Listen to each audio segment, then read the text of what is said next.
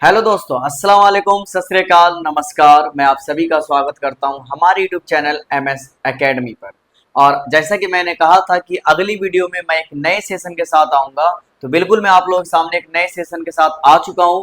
आज मैं class 10 NCERT mathematics book का चैप्टर है प्रोबेबिलिटी, एक्सरसाइज 14.1 करने वाले हैं। एक्चुअली इसमें एक ही एक्सरसाइज है, तो हम 14.1 ही करेंगे।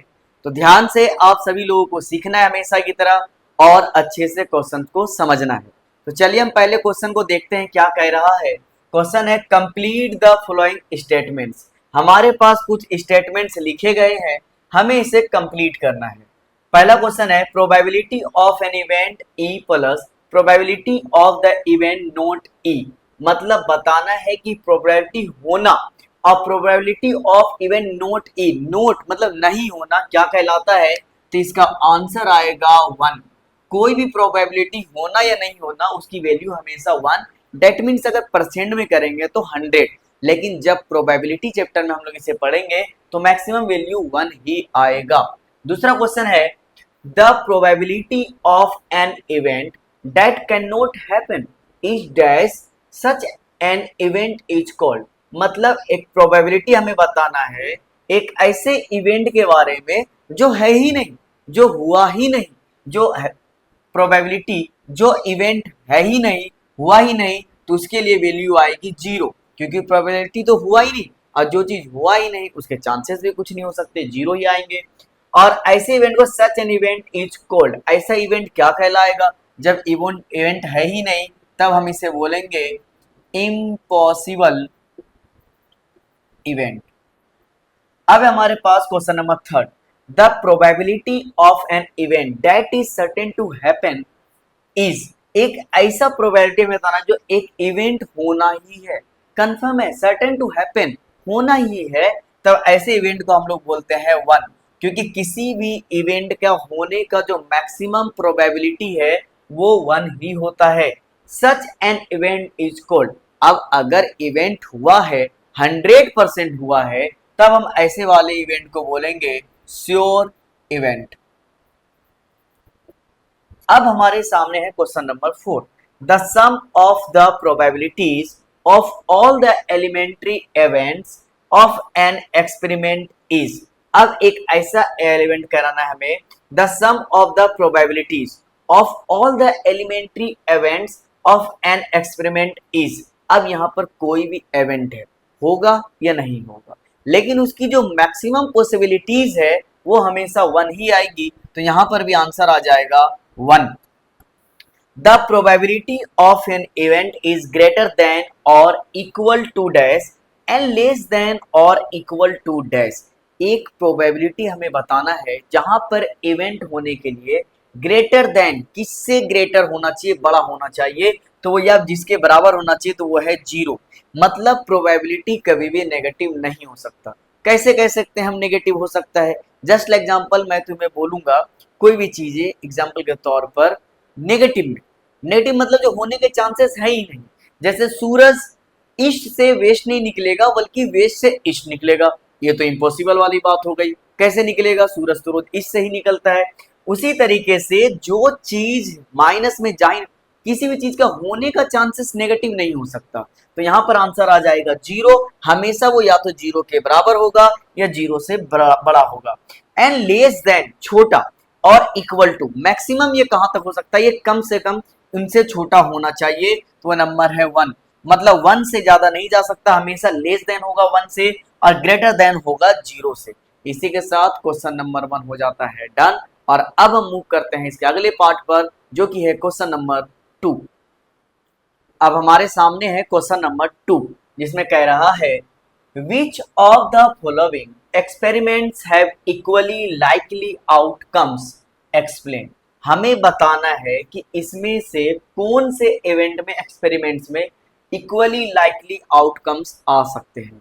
इक्वली लाइकली आउटकम्स का मतलब है कि फेयर तरीके से, मतलब 50-50 चांसेस हो, ऐसा क्या हो सकता है। जस्ट लाइक एग्जांपल एक कॉइन्स, अगर जैसे आपने क्रिकेट देखा होगा, क्रिकेट मैच में टॉस करने के लिए हम एक कॉइन्स को थ्रो करते हैं, ऊपर की तरफ फेंकते हैं। हम कॉइन्स ही क्यों इस्तेमाल करते हैं? क्योंकि पॉइंट्स एक फेयर तरीका है टॉस चूज करने के लिए, टॉस को जीतने या हारने के लिए।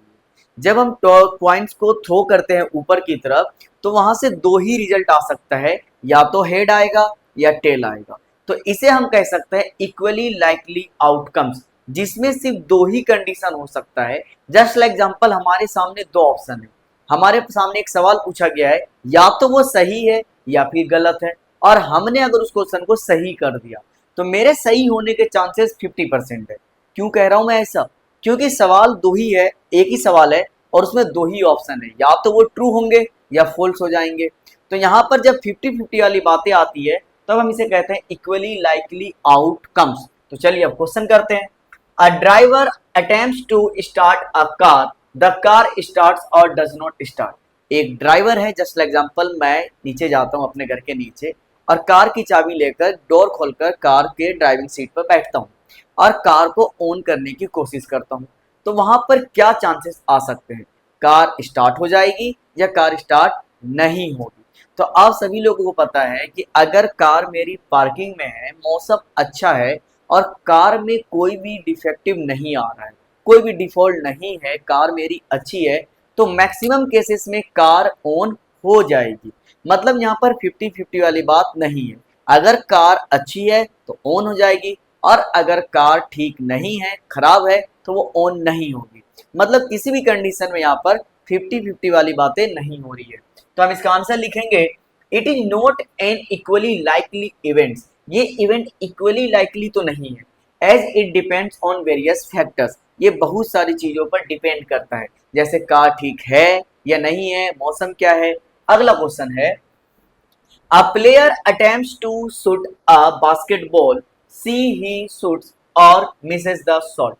बास्केटबॉल एक गेम होता है जिसमें एक प्लेयर शूट करना चाह रहा है बॉल को। जैसे माइकल माइकल बहुत बड़े प्लेयर थे क्या है अभी शायद बास्केटबॉल्स के, ऐसे और भी खिलाड़ी हैं।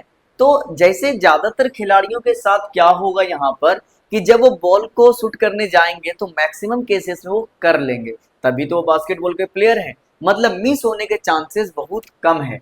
तब हम यहाँ पर लिखेंगे, it is not an equally likely events. ये इक्वली लाइकली इवेंट्स नहीं है, as it depends on the players ability. ये पूरा पूरा डिपेंड करता है प्लेयर्स के ऊपर। हर प्लेयर की एबिलिटी अलग अलग होती है। जैसे क्रिकेट, क्रिकेट में विराट कोहली की एबिलिटी अलग है, गौतम गंभीर की एबिलिटी अलग थी, उसी तरीके से सचिन तेंदुलकर की एबिलिटी अलग थी क्रिकेट में। मतलब हर प्लेयर की जो एबिलिटी होती है वो अलग अलग होती है। तो ये पूरी तरह से डिपेंड करेगा प्लेयर्स की एबिलिटी पर। तीसरा क्वेश्चन है, a trial is made to answer a true false question, the answer is right और रॉन्ग। मतलब एक क्वेश्चन जिसमें ट्रू फॉल्स दो कंडीशन दे दिए गए हैं, हमें बताना है उसके राइट और रॉन्ग होने का इवेंट। तो हम लिखेंगे, it is an equally likely event. ऐसा क्यों कह रहा हूं? ट्रू फॉल्स में तो हमारे पास दो ही ऑप्शन है ना, या तो वो ट्रू हो जाएगा या फॉल्स हो जाएगा। मतलब ये फेयर है, 50-50 है, इसीलिए मैंने आंसर लिखा, it is an equally likely event.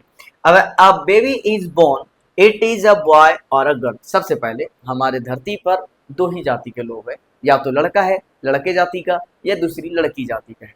तो यहाँ पर भी फेयर तरीका है। एक न्यू बेबी का बोर्न हुआ है, हमें बताना है वो लड़का है या लड़की, ये इक्वली होने के इवेंट है या नहीं है, इक्वली लाइकली इवेंट्स। तब हम लिखेंगे, it is an equally likely events, क्योंकि जन्म लिया हुआ बच्चा या तो लड़का होगा या फिर लड़की होगी। इसी के साथ क्वेश्चन नंबर 2 हमारा हो जाता है डन। और अब हम मूव करते हैं इसके अगले क्वेश्चन पर, जो कि है क्वेश्चन नंबर 3। अब हमारे सामने है क्वेश्चन नंबर 3, जिसमें कह रहा है, why is tossing a coin considered to be a fair way of deciding which team should get the ball at the beginning of a football game. एक फुटबॉल गेम में पहले ये डिसाइड करना होता है कि बिगिनिंग में, स्टार्टिंग में जो फुटबॉल का बॉल है वो मिलेगा कैसे, फुटबॉल किसे मिलेगा, कौन सी टीम को मिलेगा।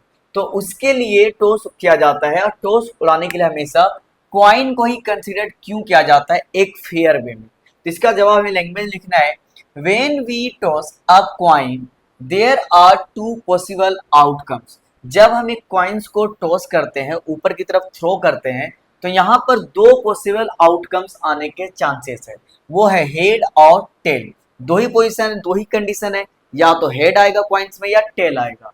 विच आर इक्वली लाइकली आउटकम्स, जो कि इक्वली लाइकली आउटकम्स है, 50-50 के चांस है, या तो हेड आएगा या टेल आएगा। So both team have equal chance to get the ball, और इसीलिए दोनों टीम के पास इक्वल चांस होता है बिगिनिंग में बॉल हासिल करने के लिए, बॉल रिसीव करने के लिए। तो यहाँ पर बॉल पाने के लिए दोनों का इक्वल चांस है, इसीलिए कहा जाता है कि यहाँ पर क्वाइन को एक कंसीडर किया जा रहा है to be a fair way of deciding which team should get the ball at the beginning of a football game. इसीलिए क्वाइंस किया जा रहा है, क्योंकि क्वाइंस हमेशा फेयर वे होता है टॉसिंग करने का, जिसमें दोनों ही टीम को जीतने के चांसेस 50-50 होते हैं और हारने के चांसेस भी 50-50 ही होते हैं। इसी के साथ क्वेश्चन नंबर 3 हमारा हो जाता है पूरा, और अब हम मूव करते हैं क्वेश्चन नंबर 4 पर। अब हमारे सामने है क्वेश्चन नंबर 4 और 5, दोनों हम यहीं पर करेंगे।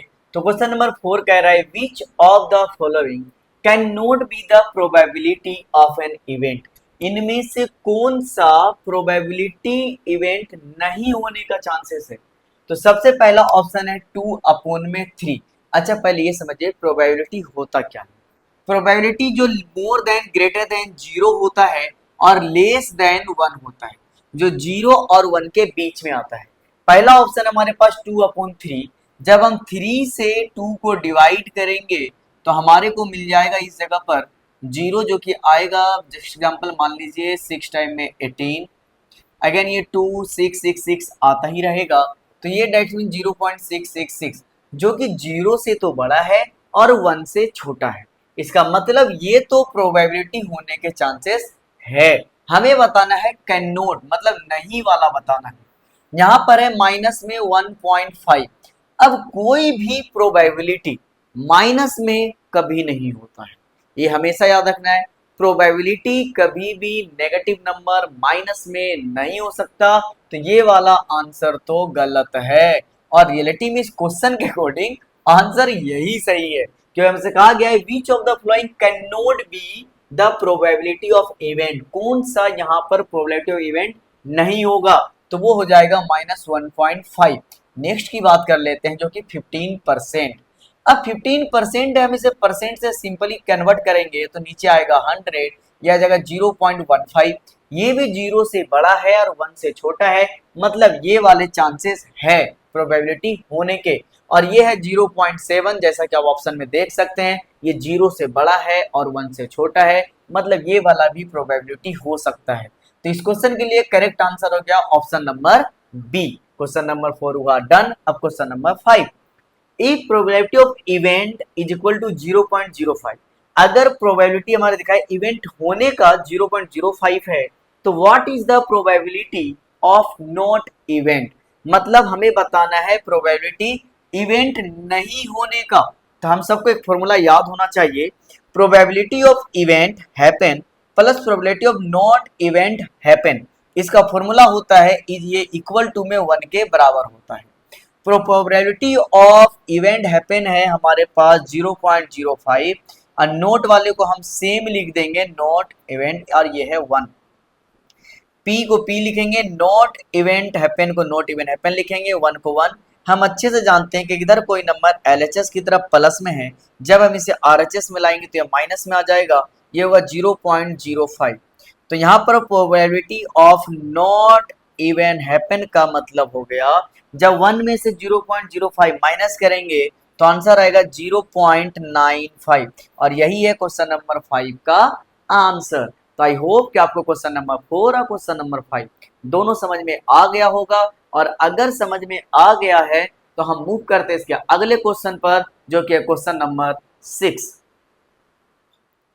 अब हमारे सामने है क्वेश्चन नंबर 6, जो कह रहा है a bag contents lemon flavoured candies only, एक बैग है जिसमें लेमन फ्लेवर कैंडीज है। Malini takes out 1 candy without looking into the bag, Malini बिना बैग में देखे एक कैंडीज को बाहर निकाल लेती है। What is the probability that she takes out, अब नीचे 2 क्वेश्चन है, हमें बताना है कि उसकी प्रोबेबिलिटी क्या होगी। एन ऑरेंज फ्लेवर कैंडी, एक ऑरेंज फ्लेवर कैंडी आने की प्रोबेबिलिटी कितनी होगी, अ लेमन फ्लेवर कैंडी कितनी होगी। सबसे पहले आप क्वेश्चन ध्यान से देखिए, बैग में जो कंटेंट्स किया गया है वो कौन सा फ्लेवर का है, लेमन फ्लेवर कैंडीज ओनली। मतलब उस बैग में सिर्फ लेमन फ्लेवर का ही कैंडीज है। कैंडीज वही जो बच्चे लोग चॉकलेट खाते रहते हैं, आपने ही बचपन में खाया होगा, और अगर नहीं खाया होगा तो आजकल के छोटे बच्चों को खाते हुए तो जरूर देखा होगा। टॉफी होती है, टॉफी चॉकलेट की तरह होती है, खाते हैं, जिसमें बच्चे लोग खाते हैं, स्पेशली अलग अलग फ्लेवर की आती है। तो पूछ रहा है कि एन ऑरेंज फ्लेवर कैंडी आने की प्रोबेबिलिटी कितनी है। भाई गजब क्वेश्चन है। जब उस बैग में ऑरेंज फ्लेवर कैंडी है ही नहीं, तो ऑरेंज फ्लेवर कैंडी उससे बाहर कैसे आएगा। ये तो अलादीन की जीन का वाला जो कहानी है ना, अलादीन का जीन, तो वो वाला कहानी हो गया जो कुछ भी बना देगा। जब इस बैग में 11 फ्लेवर कैंडीज नहीं है तो वो बाहर भी नहीं आ सकता। तो प्रोबेबिलिटी ऑफ ऑरेंज कैंडी हो जाएगा 0। ये इम्पॉसिबल इवेंट है। दूसरा है a lemon flavour candy. Lemon flavour candy, हाँ इसमें सही बात है। बैग में अगर सिर्फ लेमन फ्लेवर कैंडीज ही है तो 100% श्योर है कि उसमें से बाहर आने वाला कैंडी भी लेमन फ्लेवर ही होगा। और 100% प्रोबेबिलिटी में होता है 1, तो इसका आंसर हो जाएगा 1। तो पहले वाले क्वेश्चन का आंसर है 0, दूसरे वाले का 1। क्वेश्चन नंबर 6 हुआ डन। इसी के साथ और अब हम मूव करते हैं अगले क्वेश्चन पर, जो कि है क्वेश्चन नंबर 7। अब हमारे सामने है क्वेश्चन नंबर 7, जिसमें कह रहा है it is given that in a group of 3 students. ये दिया गया है कि एक ग्रुप में 3 स्टूडेंट्स हैं। The probability of 2 students not having the same birthday is 0.992। उसमें प्रोबेबिलिटी बता रहा है कि 2 स्टूडेंट्स का बर्थडे सेम डेट पर नहीं होने का जो प्रोबेबिलिटी है वो है 0.992। What is the probability that the two students have the same birthday? तो नहीं होने के चांसेस है 0.992, तो होने के चांसेस कितने हैं।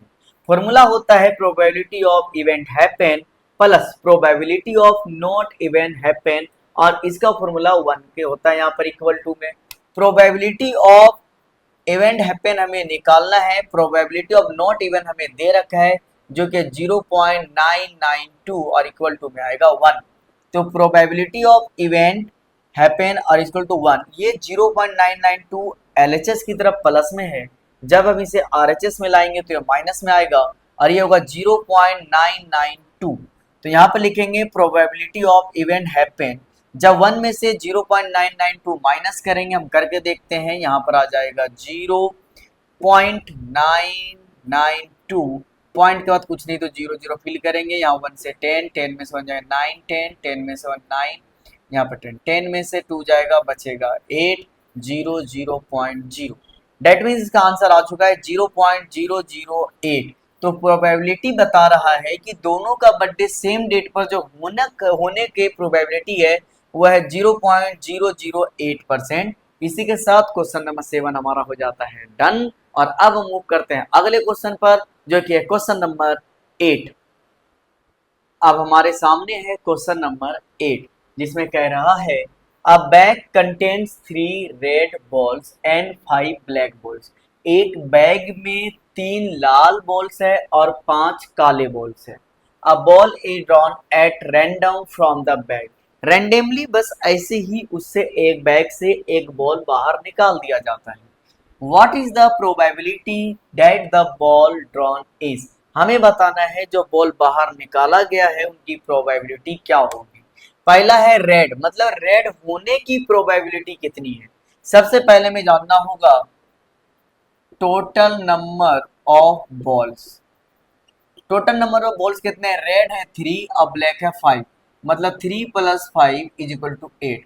उस बैग में टोटल 8 बॉल है। हमें रेड निकालना है प्रोबेबिलिटी के तौर पर, तो हमें फॉर्मूला लगाना होगा total number of red balls upon total number of balls. Red balls हमारे पास टोटल 3, तो हम यहाँ पर 3 लिखेंगे, और टोटल नंबर ऑफ बॉल जो है वो है 8, तो इसकी प्रोबेबिलिटी हो गई 3/8। ये हो गई रेड बॉल होने की प्रोबेबिलिटी। अगला क्वेश्चन कर रहा है नॉट रेड।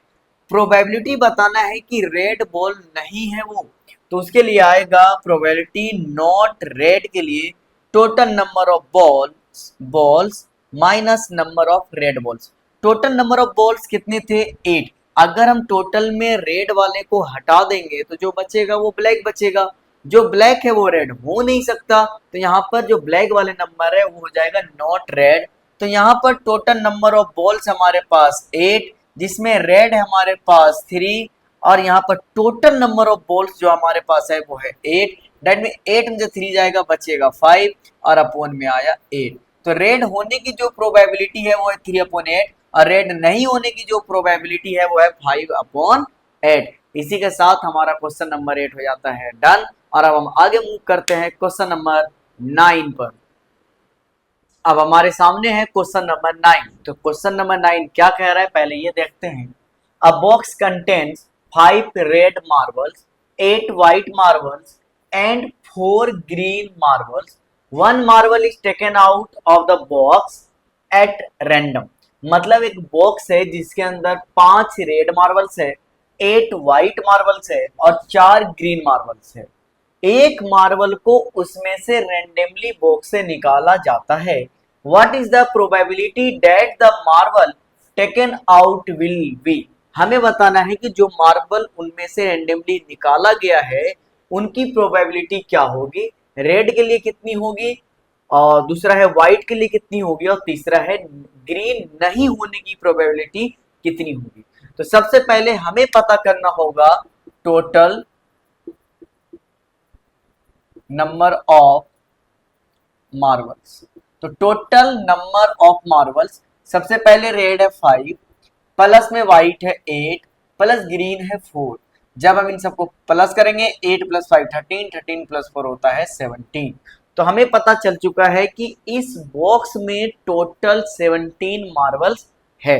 हमें निकालना है प्रोबेबिलिटी ऑफ रेड, तो हमें निकालना होगा नंबर ऑफ रेड।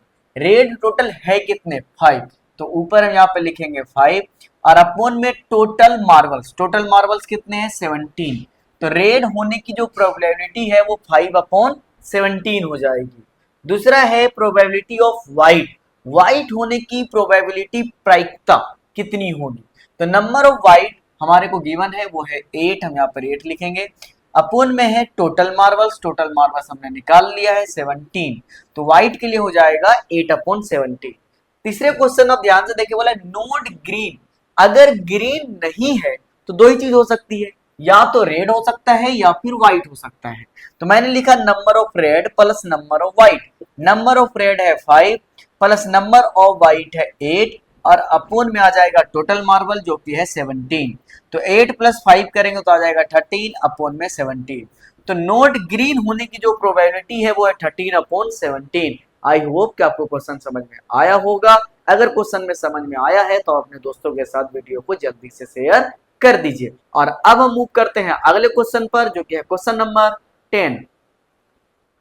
अब हमारे सामने है क्वेश्चन नंबर 10 जिसमें कह रहा है अ पिगी बैंक कंटेन्स 150 पैसे coins, 50 rupees 1 coin, 20 rupees 2 coins and 10 rupees 5 coins.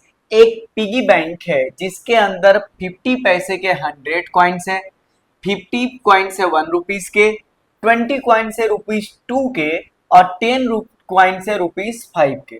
If it is equally likely that one of the coins will fall out when the bank is turned upside down, जब piggy bank को उल्टा किया जाता है तो उनमें से एक सिक्के गिर जाते हैं, उनमें से फॉल कर जाता है। लेकिन कौन सा सिक्का कर रहा है, तो यहाँ पर सबकी जो प्रोबेबिलिटी है वो सेम है। मतलब ऐसा कुछ नहीं है कि कोई कॉइन ज्यादा मोटा है या पतला है या बड़ा है या छोटा है जिससे कि कोई आसानी से गिर जाए, सब के लिए इक्वली माना गया है। उसके बाद कह रहा है what is the probability that the coin, हमें बताना है प्रोबेबिलिटी विल बी अ 50 पैसे कॉइन्स, 50 पैसे के कॉइन्स होने की प्रोबेबिलिटी कितनी है। और दूसरे में बोल रहा है प्रोबेबिलिटी नोट ₹5 कॉइन्स, प्रोबेबिलिटी बताना है कि 5 रुपए का कॉइन्स नहीं होना चाहिए। तो सबसे पहले हमें निकालना है total number of coins. Total of number of coins के लिए क्या है, सबसे पहले 100 प्लस उसके बाद है 50 प्लस उसके बाद है 20 अगेन प्लस है 10। जब सबको प्लस करेंगे 100 plus 50 150 150 plus 20 170 170 plus 10 is equal to 180। हमें निकालना है प्रोबेबिलिटी 50 पैसे कॉइन्स। तो नंबर ऑफ 50 पैसे कॉइन्स कितने हैं? 50 पैसे कॉइन्स है 100, तो हम यहाँ पर 100 लिखेंगे। और टोटल कॉइन कितने हैं? 180, तो 180 लिख देंगे। यहाँ जीरो से जीरो कैंसिल हो जाएगा। क्या कोई ऐसा टेबल है जो 10 और 18 में आएगा? वो टेबल है 2 के टेबल में 10 आएगा 5 टाइम में, 2 के टेबल 18 आएगा 9 टाइम में। इसे लोएस्ट फॉर्म में हम लिखेंगे 5/9। तो 50 पैसे के कॉइन्स आने की जो प्रोबेबिलिटी है वो है 5/9। अब हमें बताना है कि प्रोबेबिलिटी नोट ₹5 कॉइन्स, 5 रुपए के कॉइन्स नहीं होने चाहिए। तब हम क्या करेंगे? अगर 5 रुपए के कॉइन्स नहीं आएंगे तो कौन से हो सकते हैं? या तो 2 रुपीज के कॉइन्स, या तो 1 रुपीज के, या फिर 50 पैसे के। तो टोटल नंबर ऑफ कॉइन्स लिख देना हमें, total minus number of ₹5 coins. Total है 180, माइनस कर देंगे रुपीज ऑफ 5 कॉइन्स। ₹5 के कॉइन्स है 10, तो यहाँ पर लिखेंगे 10 और अपोन में लिखेंगे टोटल कॉइन्स। टोटल कॉइन्स है 180। जब 180 में से 10 को माइनस करेंगे तो हमारे पास बचेगा 170 और अपोन में आएगा 180। जीरो से जीरो कैंसिल। अब हमारे पास ऐसा कोई नंबर नहीं है जो 17 और 18 को लोएस्ट फॉर्म में ला सकता है। तब इसका हम आंसर लिख देंगे 17/18 और यही इसका फाइनल आंसर हो जाएगा। तो क्वेश्चन नंबर 10 हो जाता है अब हमारा पूरा। और अब हम मूव करते हैं अगले क्वेश्चन पर, जो कि है क्वेश्चन नंबर 11। अब हमारे सामने है क्वेश्चन नंबर 11, जिसमें कह रहा है Gopi buys a fish from a shop for his aquarium. Gopi एक मछली खरीदता है शॉपकीपर से, ठीक है, एक शॉप से। The shopkeeper takes out 1 fish at random from a tank containing 5 male fish and 8 female fish. उसमें से जो शॉपकीपर होता है रेंडमली अपने कंटेनर में से एक मछली को निकाल देता है, जिसके अंदर की 5 मेल मछलियां हैं और 8 जो है फीमेल है। What is the probability that the fish taken out is a male fish? तो बताना है कि जो मछली उस कंटेनर से निकाला गया है उसमें मेल होने की प्रोबेबिलिटी कितनी हो जाएगी। तो सबसे पहले हमें ये पता करना है कि टोटल मछलियां है कितनी। तो total number of fishes 5 plus इस जगह पर 8, दोनों को प्लस करके आ जाएगा 30। मतलब जिस कंटेनर से फिश को निकाला गया है उसमें टोटल 13 मछलियां थी। अब कहने का मतलब पूछ रहा है कि इसमें से मेल होने की प्रोबेबिलिटी, तो मैंने लिख दिया probability male fish. Number of male fish कितनी है? 5, यहाँ पर लिखेंगे 5। नीचे है टोटल फिश है 13, तो 13 में से 5 प्रोबेबिलिटी हो जाएगी मेल फिश आउट होने की, निकलने की। इसी के साथ क्वेश्चन नंबर 11 हमारा हो जाता है पूरा। और अब हम मूव करते हैं क्वेश्चन नंबर 12 पर।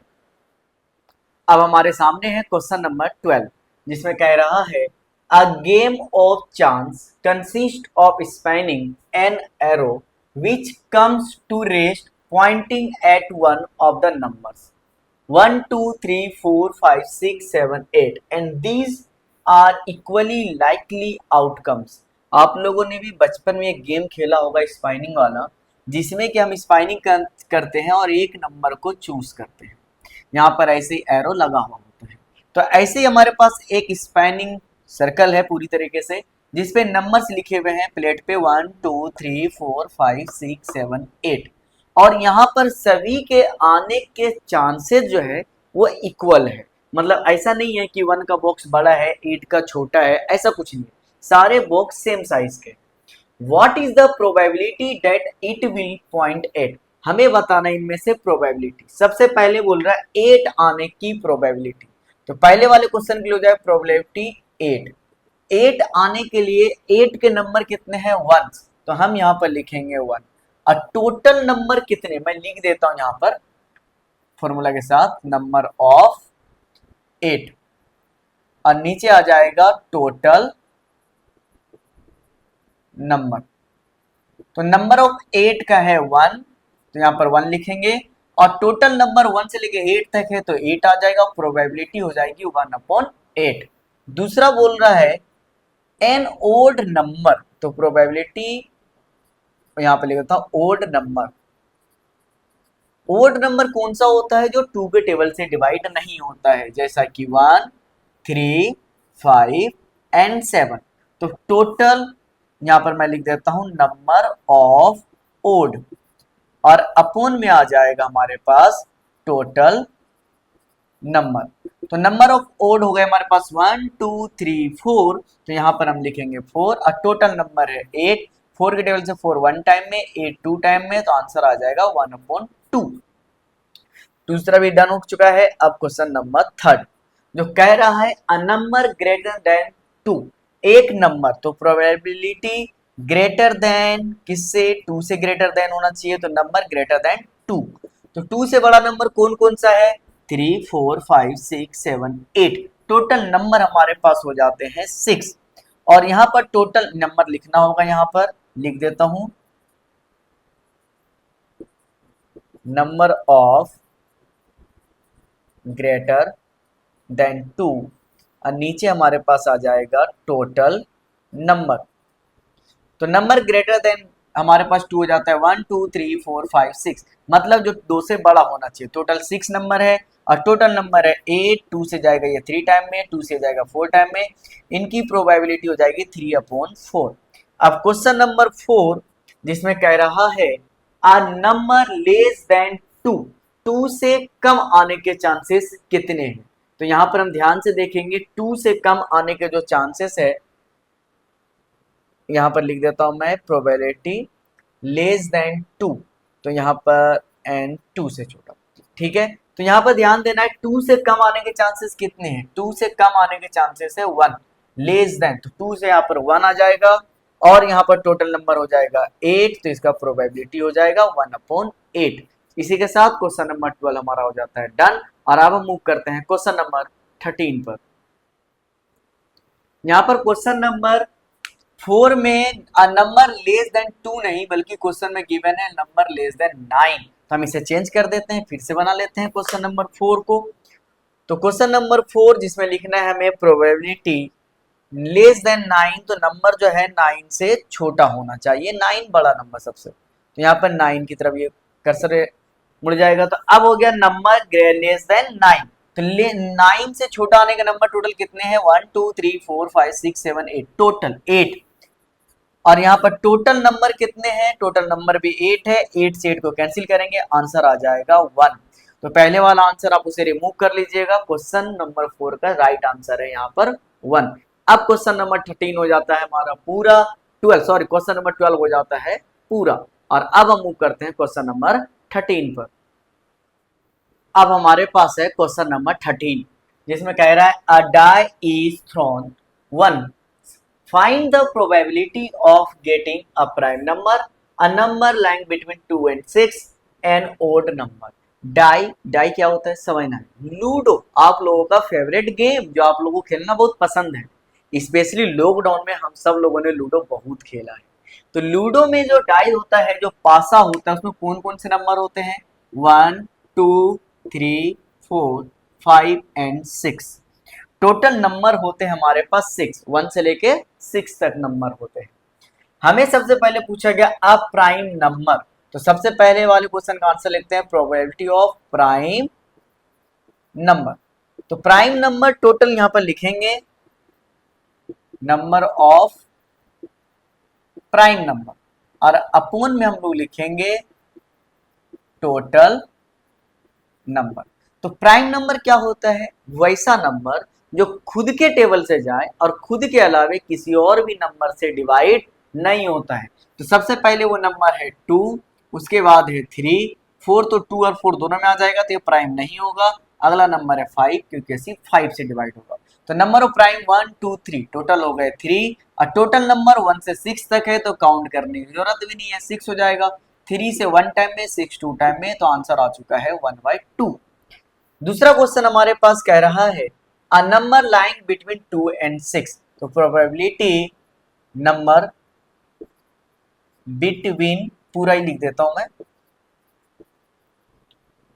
2 एंड 6, 2 और 6 के बीच में कौन कौन सा नंबर आ रहा है, 3 4 5, यहां पर टोटल नंबर जो है यहां पर लिख देता हूं मैं नंबर्स बिटवीन 2 एंड 6 और अपोन में आ जाएगा हमारे पास टोटल नंबर। तो यहाँ पर नंबर 2 और 6 के 2 और 6 के बीच में आ रहा है 3 4 और 5, टोटल 3 नंबर है और टोटल नंबर 6, 3 से 3 1 टाइम में, 6 2 टाइम में, तो आंसर आ जाएगा 1/2। अब क्वेश्चन नंबर 3 जिसमें कह रहा है एन ओड नंबर, तो प्रोबेबिलिटी यहां पर लिख देता हूं ओड नंबर, तो यहां पर नंबर ऑफ ओड नंबर और अपोन में आ जाएगा हमारे पास टोटल नंबर। तो नंबर ऑफ ओड हो जाएगा हमारे पास 1 3 5, 1 2 3 टोटल हो गए 3, और टोटल नंबर में 6 है तो 6 लिखेंगे 1/3, तो यहाँ पर 1 और यहाँ पर आ जाएगा 2, मतलब तीनों ही क्वेश्चन का आंसर सेम है 1/2 1/2। आई होप कि आपको समझ में आ गया होगा। क्वेश्चन नंबर 13 हमारा हो जाता है पूरा, और अब हम मूव करते हैं अगले क्वेश्चन पर जो कि है क्वेश्चन नंबर 14। अब हमारे पास है क्वेश्चन नंबर 14। तो 14 नंबर क्वेश्चन क्या कह रहा है, one card is drawn from a wheel सफल डेक ऑफ 52 कार्ड्स। ताश के जो 52 पत्ते होते हैं, कार्ड्स होते हैं, उसे व्हील सफल किया गया, मिलाया गया है और उनमें से एक कार्ड निकाला जाता है। Find the probability of getting. हमारे पास टोटल 6 क्वेश्चन दिए गए हैं, इनकी प्रोबेबिलिटी हमें निकालनी है। तो सबसे पहले पहले वाले क्वेश्चन को देखते हैं। A king of red colour, तो प्रोबेबिलिटी ऑफ रेड किंग, इसके लिए आ जाएगा number of red king card और अपोन में आ जाएगा टोटल नंबर ऑफ कार्ड्स। ध्यान से आप देखिएगा, सबसे पहले बोल रहा है a king of red colour, तो 52 कार्ड में से 26 ब्लैक होते हैं और 26 रेड होते हैं। अब यहाँ पर 26 में डिवाइड हो चुका है। यहाँ पर हर पेयर जो यहाँ पर हमारे यहाँ पर हर कार्ड जो है 4 होते हैं। जैसे 1 नंबर वाला 4 कार्ड होगा, 2 नंबर वाले भी 4 होंगे, किंग भी 4, क्वीन भी 4, जोकर भी 4 होंगे। सारे कार्ड 4 होते हैं और टोटल होता है हमारे पास 52 कार्ड। तो यहाँ पर किंग भी होते हैं टोटल 4, लेकिन 2 ब्लैक होता है और 2 रेड होता है। हमसे पूछा गया रेड किंग, तो number of red king card हो गए 2 और total number of cards given है 52, तो यहाँ पर हम लिखेंगे 52। ये 2 से 2 1 टाइम में, ये जाएगा 2 और 6 26, तो इसका आंसर आ चुका है 1/26। तो question number 1 done. Question number 2, अ फेस कार्ड। अब फेस कार्ड के लिए probability of face card, face card वो होता है, यहां पर लिख देता हूं number of face card, upon में हम लिखेंगे total number of card. Face card वो होता है जिसमें फेस होता है। फेस 3 ही चीजों का होता है, किंग का होता है, क्वीन का होता है और होता है जोकर का, और हर कार्ड 4 होते हैं, तो टोटल नंबर ऑफ कार्ड्स हमारे पास हो जाता है फेस वाले 12, तो हम यहाँ पर लिखेंगे 12 और टोटल नंबर ऑफ कार्ड्स है 52। ये 4 से जाएगा 3 टाइम में, ये 4 से 1 टाइम में, 4 कैरी 1 12 3 टाइम में, तो इसका आंसर हो चुका है 3/13। अब यहाँ पर क्वेश्चन नंबर 3 देख लेते हैं। ये था 1, ये है 2 और ये अब होने वाला है 3। अ रेड फेस कार्ड, अब यहाँ पर टोटल नंबर ऑफ कार्ड जो फेस वाले हैं वो है 12। 12 में ब्लैक और रेड दोनों मिले हुए हैं। अब तीसरे क्वेश्चन में पूछा गया है probability of red face card, तो इसके लिए हम लोग लिखेंगे number of red face card और अपोन में हम लोग लिखेंगे यहाँ पर टोटल नंबर ऑफ कार्ड्स। तो number of red face card, total number face card वाले होते हैं 12, जिसमें 6 ब्लैक होते हैं, 6 रेड होते हैं। हमसे रेड पूछा गया है तो हम लिखेंगे 6 और टोटल नंबर ऑफ कार्ड्स है 52। अब हम इसे आगे सब्स्टिट्यूट करेंगे, अगर लोएस्ट फॉर्म में लाएंगे तो ये 3 से जाएगा 2 टाइम में, ये 3 से 1 टाइम में, बचेगा यहाँ पर 2 जो 3 से जाएगा नहीं। तब हम क्या कर सकते हैं, एक काम करते हैं 2 से डिवाइड कर देते हैं। 2 से 6 जाएगा 3 टाइम में, 2 से 4 जाएगा 2 टाइम में, बचेगा 1 6, तो ये आंसर हो जाता है 3/26। तो क्वेश्चन नंबर 3 भी हो गया पूरा। लेकिन अभी हमारे यहाँ क्वेश्चन पूरा नहीं हुआ है, क्योंकि टोटल इसमें 6 क्वेश्चन है, 3 तो हमने डन कर लिए हैं, बना लिए हैं, तो अब जो बाकी के 3 बच रहे हैं पहले हम इसे इरेज करते हैं, फिर बाकी के 3 सॉल्व करते हैं। बाकी जो 3 क्वेश्चन बचे मैंने लिख दिया है क्वेश्चन नंबर 4, 5 और 6।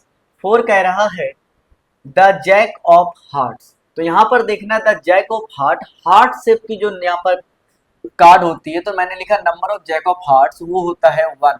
हार्ट शेप का एक ही होता है, टोटल नंबर होता है 52, तो ये हो जाएगा 1/52। अब हमारे पास क्वेश्चन नंबर 5 आ स्पेड। तो प्रोबेबिलिटी ऑफ अ स्पेड, यहाँ पर मैंने लिखा नंबर ऑफ स्पेड। स्पेड मतलब कितने तरह के डिफरेंट 13 तरह के कार्ड्स होते हैं टोटल, 1 से 10 तक नंबर होता है और 3 फेस कार्ड होता है, किंग, क्वीन और जोकर। तो टोटल हो गए 13 और अपोन में टोटल नंबर ऑफ कार्ड्स होता है 52। 13 से 13 1 टाइम में, 52 4 टाइम में, तो ये आ जाएगा 1/4। अब पूछा है अ क्वीन ऑफ डायमंड्स। तो मैंने लिखा number of queens of diamonds upon में total number. Queens of diamonds होता है 1 और टोटल नंबर है 52, तो इसका भी आंसर हो जाएगा 1/52। क्वेश्चन नंबर 14 अब हमारा हो जाता है पूरा। आई होप कि आपको सारे के 6 पार्ट समझ में आ गए होंगे। तो अब मूव करते हैं अगले क्वेश्चन पर, जो कि है क्वेश्चन नंबर 15। अब हमारे पास है क्वेश्चन नंबर 15, जिसमें कह रहा है 5 cards the 10 jack, queen, king and ace of diamonds are well shuffled with their face downwards. 1 card is then pick up at random. 5 card है हमारे पास टोटल, जिसमें से 10 जैक, क्वीन, किंग और एस ऑफ डायमंड्स है। उन पांचों को वेल सपरेट किया जाता है और उनमें से एक कार्ड को रेंडमली निकाल दिया जाता है। पहला बताना है what is the probability that the card is the queen. Queen आने की प्रोबेबिलिटी कितनी है? तो प्रोबेबिलिटी ऑफ क्वीन हमने किया नंबर ऑफ क्वीन अपन में लिखा total number of card. Number of queen सिर्फ एक है तो यहाँ पे लिखेंगे 1। टोटल नंबर ऑफ कार्ड्स मैंने यहाँ लिख रखा है 5 है, 1 2 3 4 एंड 5, तो यहाँ पर 5। तो पहले वाले क्वेश्चन का आंसर हो गया 1/5। दूसरा बोल रहा है if the queen is drawn and put aside. Queen को निकालकर साइड में रख दिया जाता है। What is the probability that the second card pick up is. और जो बच गए, बचे कितने? टोटल थे 5, उनमें से क्वीन को हटाकर साइड कर दिया जाता है, तो टोटल बचे अब हमारे पास 4। उनमें से एस आने की प्रोबेबिलिटी कितनी है? तो probability an ace, number of ace कितने हुए? 1, टोटल एक ही दे रखा है। और टोटल कार्ड अब बचे कितने हमारे पास? 4, तो ये हो जाएगा 1/4। इसी का बी वाला पार्ट बोला अ क्वीन, क्वीन आने की। अच्छा देखिए क्वेश्चन में क्या कह रहा है, queen is drawn and put aside. Queen को निकालकर साइड कर दिया गया तो बचा 4 और उन 4 में तो क्वीन है ही नहीं, क्वीन को तो पहले ही निकाल दिया गया, तो क्वीन आने के चांसेस हो जाएगा 0 और टोटल कार्ड हो जाएगा 4। इसी के साथ क्वेश्चन नंबर 15 हमारा हो जाता है डन। और अब